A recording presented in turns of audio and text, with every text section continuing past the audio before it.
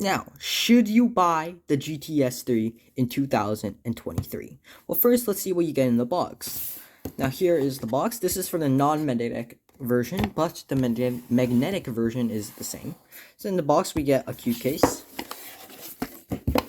We get a cube case for the cube, and this also doubles as a stand.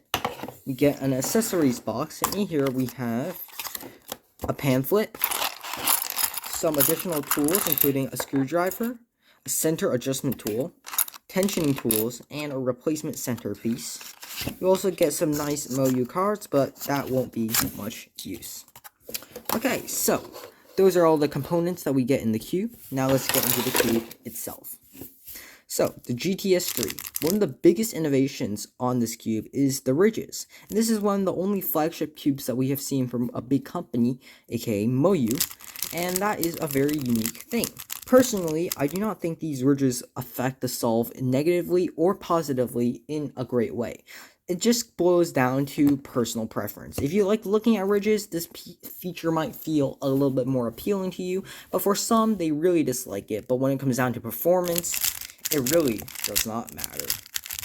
Now let's talk about the adjustment tools. So, if you open up the 6 center tabs here, you can see, now under each and every one, we have this blue ring. And what this is essentially doing is, and by the way, this was the replacement piece that came in here.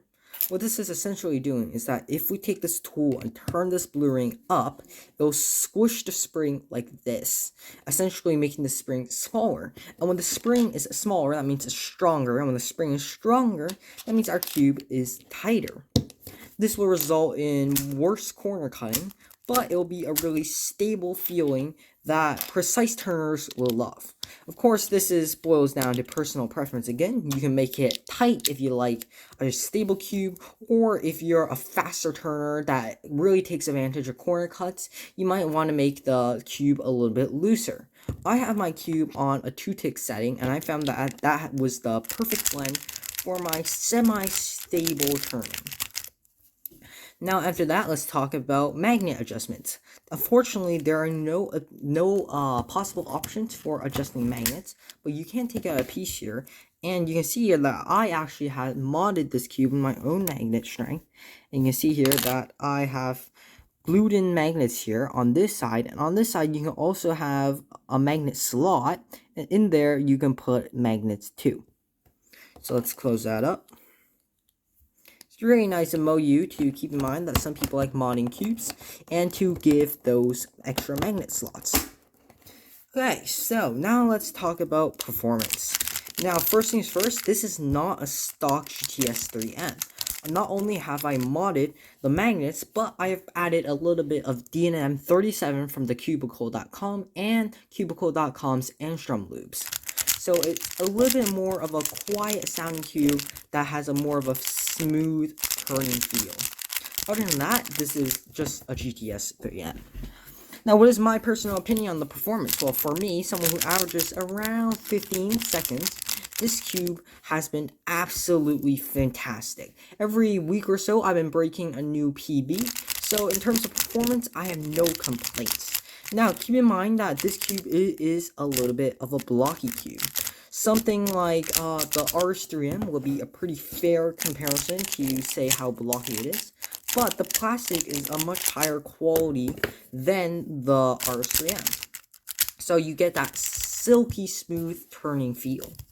Now let me just do a quick solve on this to show that, well, just give you an idea of how this cube sounds and how it turns.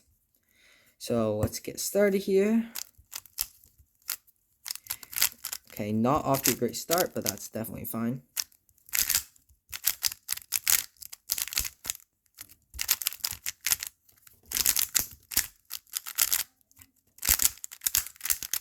And of course, we pop down with the wrong OL. And we have a nice G-perm to end things off. So yeah, this cube is pretty good in terms of performance. Now the last thing I'd like to touch base on is the coating here. So there's no UV coating option or matte coating option. There's only one option, and that's this glossy finish. And I don't know if you can see this in the camera, but you can see that it's a little bit glossy. It's similar to a UV coating in the terms that it gives you more grip, but there is no added protection against key scratches or other anything that might be stuck in your pocket. So yeah, now let me answer the big question. Should you buy this cube, the GTS3M, in 2023? My answer to that is yes. You should buy this cube, not in the sense that you should just go out, order on thecubicle.com right now.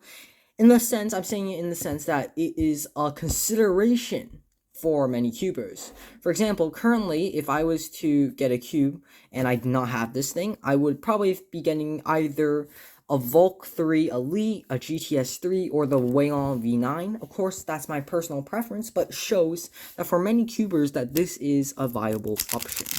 Its performance is fantastic, and there are even records, world records, that are being broken with this bad boy. For example, Canadian speedcuber Tommy Cherry has gotten numerous 13-second solves on this thing, and one of them is actually the world record.